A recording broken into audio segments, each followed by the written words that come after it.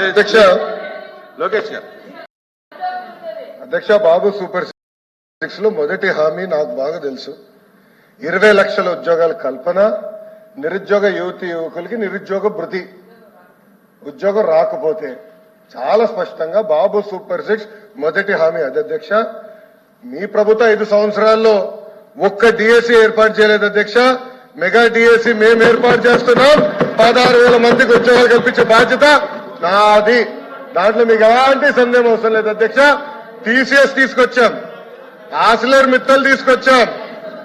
ఈ రోజు Reliance industries 2,50,000 మందికి ఉద్యోగాలు కల్పించడానికి ఒప్పందం కూడా కుదిరిచ్చాం అధ్యక్ష. అది మా ప్రభుత్వంకు ఉన్న చిత్తశుద్ధి. 20 లక్షల ఉద్యోగాలు తప్పనిసరిగా ప్రభుత్వం ప్రైవేట్ రంగంలో కల్పించే బాధ్యత మేము తీసుకుంటాం. అధ్యక్ష, సభ్యులు మాట్లాడుతున్నప్పుడు, బడ్జెట్ మేము మాట్లాడుతున్నప్పుడు దయచేసి తమరు నిన్న కూడా రిక్వెస్ట్ చేస్తాం అధ్యక్ష, మీరు ఈ రోజు కూడా చెప్పండి అధ్యక్ష. నోట్ చేసుకోమని అధ్యక్ష, మంత్రులు మాకు అభ్యంతరం. వాళ్ళు సమయం వచ్చినప్పుడు వాళ్ళు దానిపైన వచ్చి రిప్లై ఇమ్మన్నారు అధ్యక్ష. అంతేగాని ఇంటరప్ట్ చేసి మాట్లాడమని సంబంధించిన కాదు అధ్యక్ష. వారు చెప్పింది ఏంటి? 20 లక్షల ఉద్యోగాలు ఇస్తున్నారు, లేకపోతే ఉద్యోగ వృత్తి ఇస్తున్నారు, నిరుద్యోగ వృత్తి ఇస్తున్నారు అని చెప్పారు. 20 లక్షలకి లేనప్పుడు మరి ఏ సంవత్సరం నుంచి ఇస్తారు? 5 సంవత్సరాలు అయిపోయిన తర్వాత వృత్తి ఇస్తారా, అయితే ఈ సంవత్సరం నుంచే ఇస్తారా? అది కాన్ఫిడెన్స్ కావాలి అధ్యక్ష. అదే ఆయన చెప్తుంది. 20 లక్షల మంది ఉద్యోగాలు ఇస్తారంటే ఎప్పుడు 20 లక్షలు? చైర్మన్ సార్ పెద్దలు చెప్పినట్టు డిబేట్కి వెళ్ళట్లేదు. చైర్మన్ గారు హలో, డిబేట్కి వెళ్ళట్లేదు సార్. మేము కూడా చాలా ఓపిక్ గా సభ్యులు ఏం చెప్పినా కూడా నోట్ చేసుకునేటువంటి విషయాన్ని మేం చేసుకుంటున్నాం, అధికారులు చేసుకుంటున్నారు. వాటికి అప్రాపరియేట్ టైంలో రిప్లై చెప్పాలనేది మా ఆలోచన.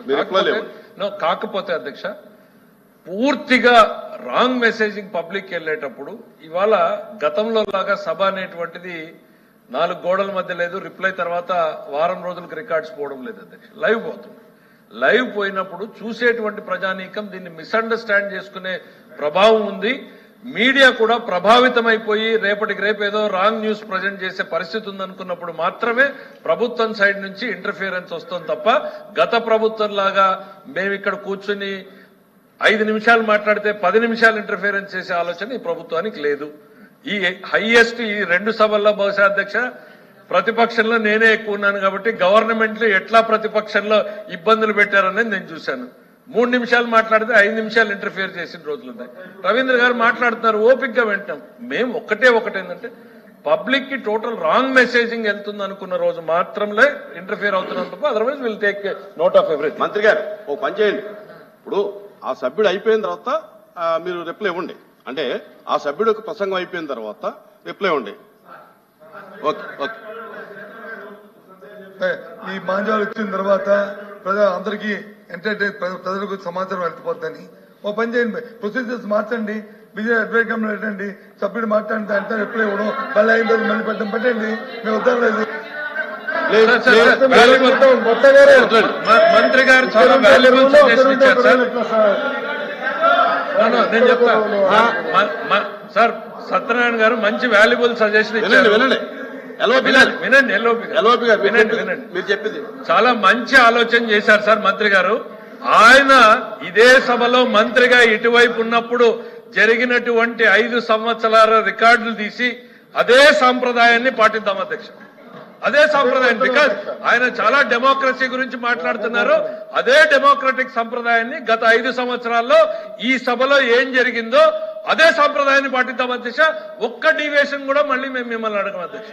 Okay, please please please Raghubabu గారు. సార్ ప్లీజ్ రఘుబాబు గారు మీరు కంక్లూడ్ చేయండి అధ్యక్ష. మీరు కంక్లూడ్ చేయాలి. వాస్తవాలు వినటానికి కొంచెం ఇబ్బందిగా ఉన్నా ప్లీజ్ కంక్లూడ్. బడ్జెట్ మీద మాట్లాడతా అధ్యక్ష. కంక్లూడ్ చేయండి. బడ్జెట్ మీరు ఒక్కడే కాదు మాట్లాడేది, చాలా సభ్యులు ఉన్నారు. కొన్ని వాస్తవాలని మాట్లాడవలసినటువంటి బాధ్యత కూడా మాకుంది అధ్యక్ష. 2014 నుంచి 2019 దాకా ఆ రోజు చంద్రబాబు నాయుడు గారు ముఖ్యమంత్రిగా ఉండి విశాఖపట్నంలో